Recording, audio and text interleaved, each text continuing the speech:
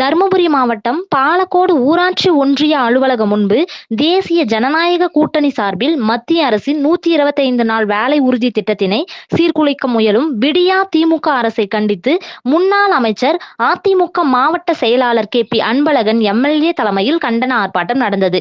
அதிமுக நகர செயலாளர் ராஜா, ஒன்றிய செயலாளர்கள் கோபால், வக்கீல் செந்தில் ஆகியோர் முன்னிலை வகித்தனர்.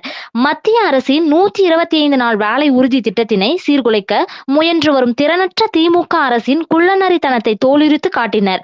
திமுக தேர்தல் அறிக்கையில் நாங்கள் ஆட்சிக்கு வந்தால் 100 நாள் வேலையை 150 நாட்களாக மாற்றுவோம் என வெற்று வாக்குறுதிகளை அளித்து மக்களை ஏமாற்றியவர்கள்.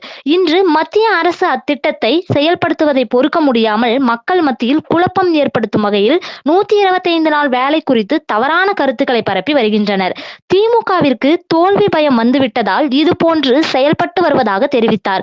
மேலும் மத்திய அரசு கொண்டு வந்துள்ள 125 நாள் வேலை திட்டத்தின் சிறப்புகளை எடுத்து கூறினார். அதனை தொடர்ந்து திமுகவிற்கு எதிராக கண்டன கோஷங்களை எழுப்பி ஆர்ப்பாட்டம் செய்தனர்.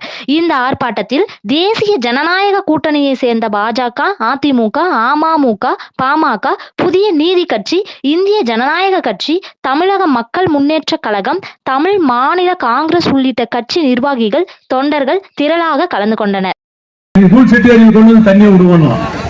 அது ஒண்ணுக்கு மட்டும் பதில் சொல்லுவாப்பா. திமுக காரணம் அவனுக்கு ஜாதராட்சி திறமையில கம்யூனிஸ்ட் காரணம். அது ஒண்ணுக்கு மட்டும் பதில் சொல்லு, மீதி எல்லாம் எதுக்குமே பதில் சொல்லாத. இன்னைக்கு வரையிலும் எடப்பாடியார் பணத்தை ஒதுக்கி டெண்டர் விட்டு போனாரு. டெண்டர் விட்ட வேலையை கூட செய்யறதுக்கு விடாம கையாளாகாதவன் தான் திமுக ஆட்சி. திமுக ஆட்சி அதுதான். உதாரணத்துக்கு முதலமைச்சரே வந்து அந்த ஏரியிலே மீட்டிங் போட்டு சொன்ன கருத்து இது. பகுதியினுடைய வளர்ச்சி என்ன, அது யாரால் வளர்ச்சி அடைப்பட்டது, அம்மா ஆட்சி காலத்திலும் எடப்பாடியாருடைய ஆட்சி காலத்திலும் எப்படி வளர்ச்சி அடைந்தது என்று தெரியும். நீங்க கத்தரவங்க பகுதியில் இருக்கின்ற ஏழை எளிய பிள்ளைங்களும் எப்படிப்பட்டவர்ன்றதுக்கு உதாரணம். வேற முதலமைச்சர் ஸ்டாலினுக்கு